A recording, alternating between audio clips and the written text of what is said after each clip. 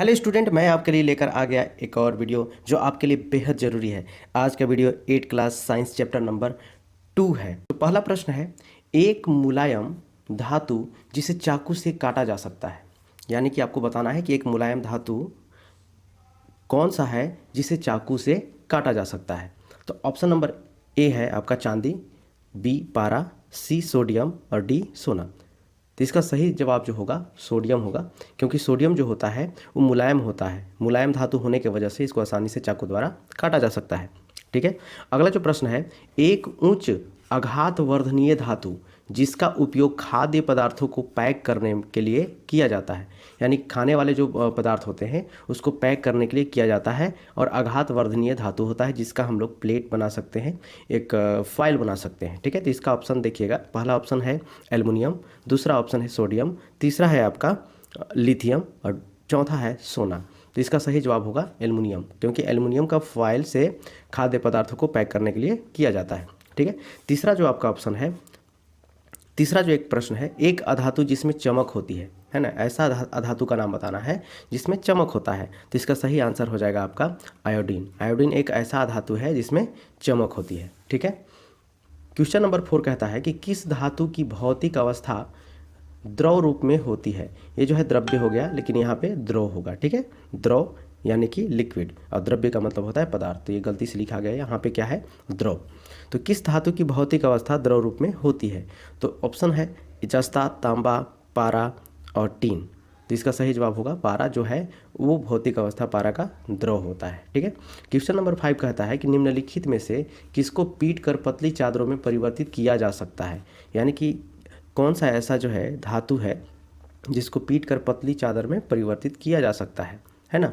तो option number A जो है आपका जिंक, फास्फोरस, सल्फर और ऑक्सीजन। तो जिंक जो है आपका धातु है, बाकी सब अधातु है। तो जिंक को हम लोग पतली चादरों में परिवर्तित कर सकते हैं। ओके, क्वेश्चन नंबर 6 कहता है कि निम्नलिखित में से किसको पिघलाकर नया रूप दिया जा सकता है। यानी किसको पिघला करके नया रूप दे सकते हैं। लोहा, फास्फोरस, सल्फर और हाइड्रोजन। तो लोहा को ही हम लोग क्या कर सकते हैं, पिघला करके नया रूप दे सकते हैं। ठीक है, तो ये जो है आपका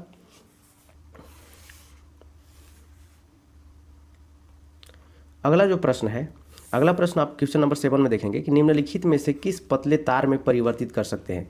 यानी कि निम्नलिखित में से कौन सा ऐसा जो पदार्थ है या तत्व है जिसको पतले तार में परिवर्तित कर सकते हैं। ठीक है, तो ऑप्शन है सल्फर, सोना, फास्फोरस और कार्बन। तो इसका सही आंसर हो जाएगा सोना।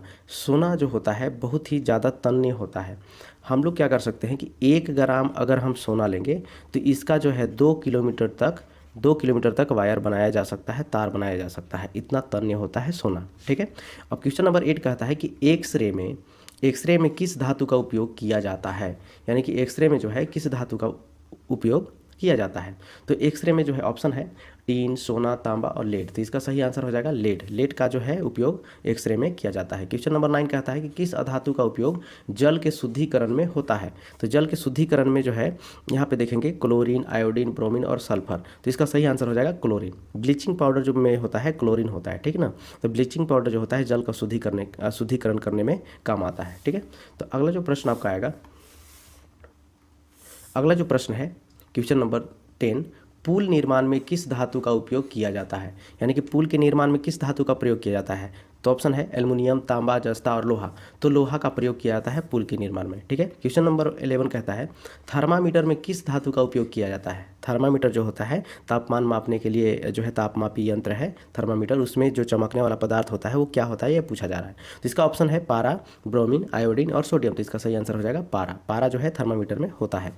तो क्वेश्चन नंबर जो है 12 कहता है कि झारखंड के जादूगोड़ा में किस धातु की प्रचुरता होती है।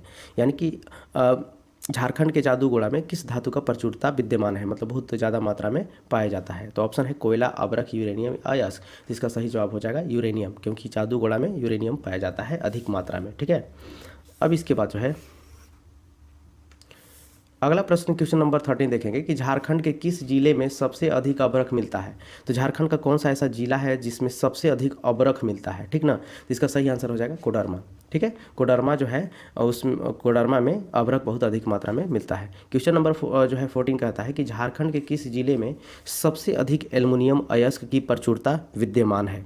ठीक है, यानी एल्युमिनियम सबसे ज़्यादा कहाँ पे, कौन से जिले, झारखंड के कौन से जिले में मिलता है? तो ऑप्शन है लोहरदगा, सिंहभूम, कोडरमा और धनबाद। तो इसका सही आंसर हो जाएगा लोहरदगा। लोहरदगा में सबसे ज़्यादा एल्युमिनियम मिलता है। ठीक है, क्वेश्चन नंबर 15 कहता है कि वनस्पति घी के उत्पादन में किस धातु का उपयोग किया जाता है? तो वनस्पति घी के उत्पादन में कौन सा धातु का उपयोग किया जाता है? तो ऑप्शन है ऑक्सीजन, हाइड्रोजन, नाइट्रोजन और कार्बन डाइऑक्साइड। तो इसका सही जवाब हो जाएगा हाइड्रोजन। हाइड्रोजन का प्रयोग जो है वनस्पति घी बनाने में किया जाता है। क्वेश्चन नंबर 16 कहता है कि अंतरिक्ष शोध में किस धातु का उपयोग किया जाता है? तो अंतरिक्ष शोध में जो है किस धातु का प्रयोग किया जाता है? तो ऑप्शन है सोडियम, लेड, टीन और मैग्नीशियम। तो इसका सही आंसर हो जाएगा सोडियम। सोडियम का उपयोग अंतरिक्ष शोध में किया जाता है। ठीक है, तो स्टूडेंट्स आज का वीडियो यहीं समाप्त होता है। तो मिलते हैं अगले वीडियो में अगले चैप्टर के साथ। Take care, bye bye.